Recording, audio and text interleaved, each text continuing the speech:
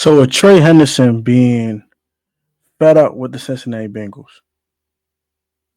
and Jalen Ramsey all but should be traded from the Miami Dolphins in the coming weeks. Do the Washington Commanders have a chance to trade for either of these guys or even both of these guys? And is it even worth trading for them? Let's talk about it. Like, comment, subscribe to the channel. Road to 7,000 subscribers on the way, man. So let's hit that like button, that share button, that subscribe button. Let's get right to today's video, shall we?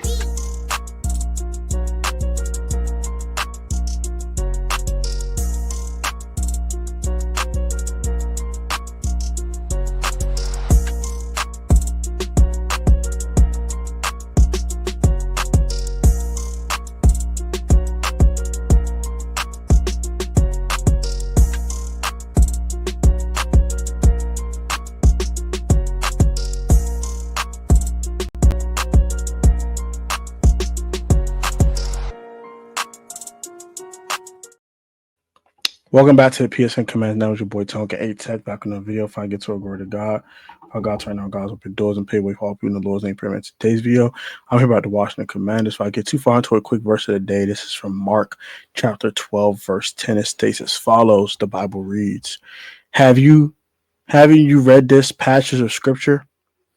The stone the builders rejected has become the cornerstone.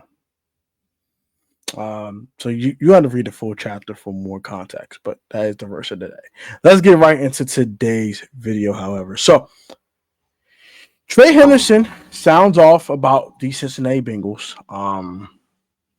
And there's no discussion about a contract extension between them and Cincinnati. And he's fed up.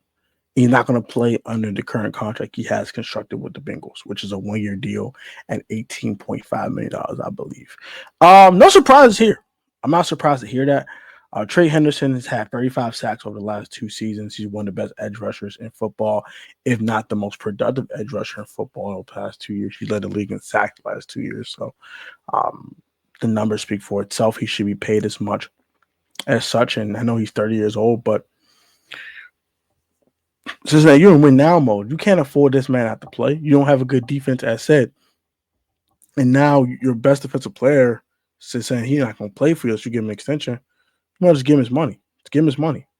Well, he wants a raise now and an extension. So just go ahead and at least give him a raise now. Kind of compromise a little bit. Do something. But they're not trying to do neither one. So it just sounds like it is towards a divorce between them and Trey Henderson.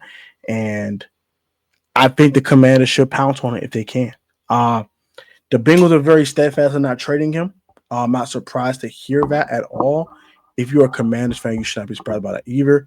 The Bengals said they are in win now mode. They're trying to win a bowl. And they just gave Jamar Chase a bag. They just gave T. Higgins a bag. Big bags. Big bags of money. So they're trying to win now, bro. They don't have a large window. They just don't. To win a championship now, to be good, they're going to be good for years. They got Joe Burrow. Joe Burrow's turning his prime. Joe Burrow ain't nothing but 27 years old, 26 years old, something like that. They have plenty of time to win. But to win a championship, win a Super Bowl with this current roster, they don't have a lot of time. They got maybe like 2 or 3 years before they had to probably start thinking about trading T. Higgins, stuff like that. So they don't have a lot of time. They need to win a bowl. They need to win it now. They have long-term security with these guys, but it's going to hurt their cap eventually, so they can't keep this up.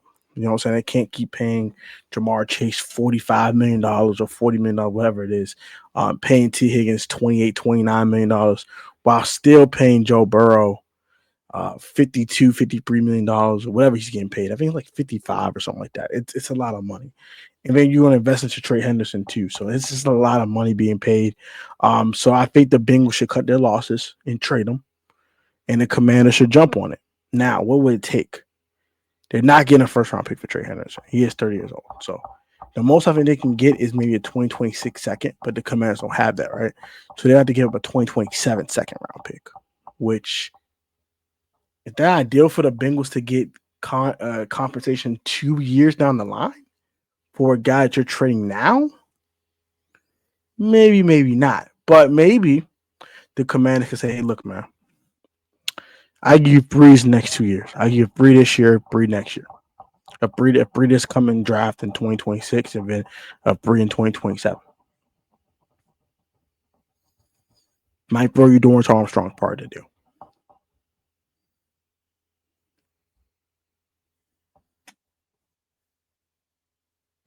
That's probably the best you can probably do. Or you can do a Bree and a 2. That's probably more ideal. You want to kind of keep Dorrance Armstrong, right? Because Dorrance Armstrong is a guy I think's going to step up this year and do some good things. So you probably want to keep Dorrance around. I mean, Dorrance is going to step up.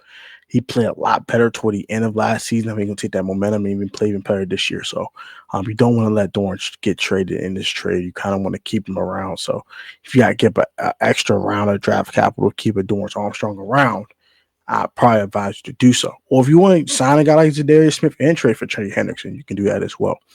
I'm gonna call the Jalen Ramsey thing very briefly.